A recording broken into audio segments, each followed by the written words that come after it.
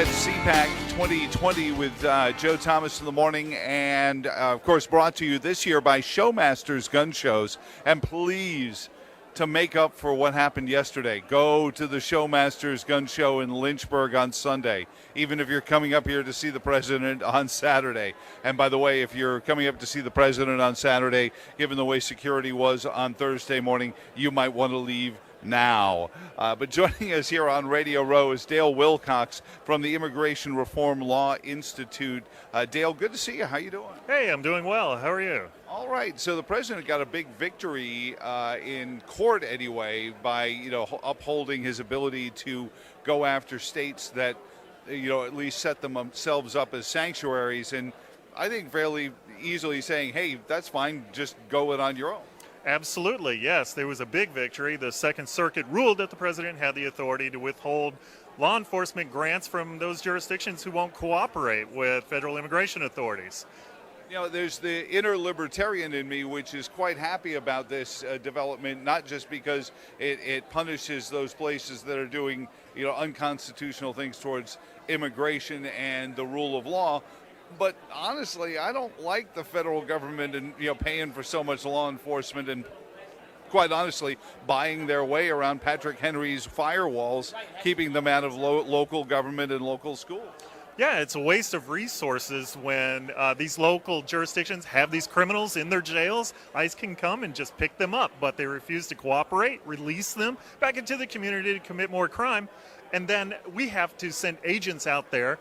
And in fact, there was a case here recently where ICE had to send 20 agents to apprehend 3 MS-13 suspects. So 20 agents out into the community, waste of resources, when we had the individuals in the jail already.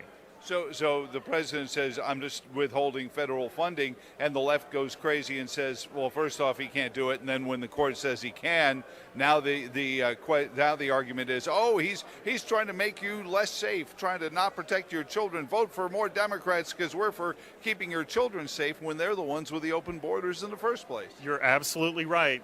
These sanctuary policies do not make us more safe. They make us more vulnerable to criminal element. And we released a report today regarding Montgomery County, Maryland, close to where we're at currently. And, after Montgomery County, Maryland dropped their sanctuary policy last July, in 2 months there were 10 sexual assaults and rapes by illegal aliens. Oh, my gosh. 10. I know a couple of them have made national headlines, but maybe we grow numb to them. We're not talking about physicists and educators who are coming here because they're being repressed in their home country. That's what made the whole sanctuary thing, really smack. If I was somebody in Zimbabwe and I'm trying to get out because I'm being persecuted, I don't want to be lumped in with somebody who is just told, get on the bus and we're going to call you a refugee. Well, you're absolutely right. And in fact, the immigrants, the legal immigrants, don't want these criminals in their communities. The opposition, the anti-borders crowd, they say, oh, well, you can't you can't cooperate with the feds. They won't. Immigrants won't cooperate with the police as victims of crimes and as witnesses of crime. No. Not the case. Not at all. They want these criminals out of their communities. What about the push, and in Virginia they want to give illegals not just access to in-state tuition, but driver's licenses, as they do in California, as they do in so many places. But then on top of that, they want to have same-day voter registration and voting without showing an ID.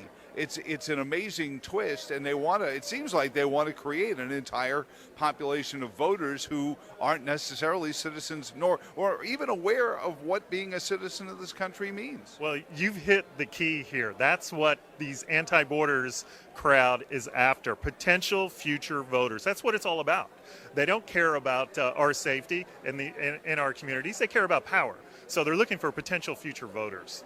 It's how democracies die. I'm sure if there was talk radio back in the fall of Greece or Rome, it probably would have sounded something like this, only I think my name would be Glutamus Maximus or something like that.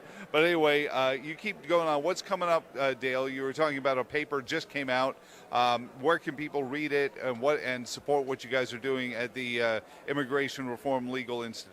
Yeah, sure. They can go to our website. It's IRLI.org, or they could find us on Twitter at IRLI Law.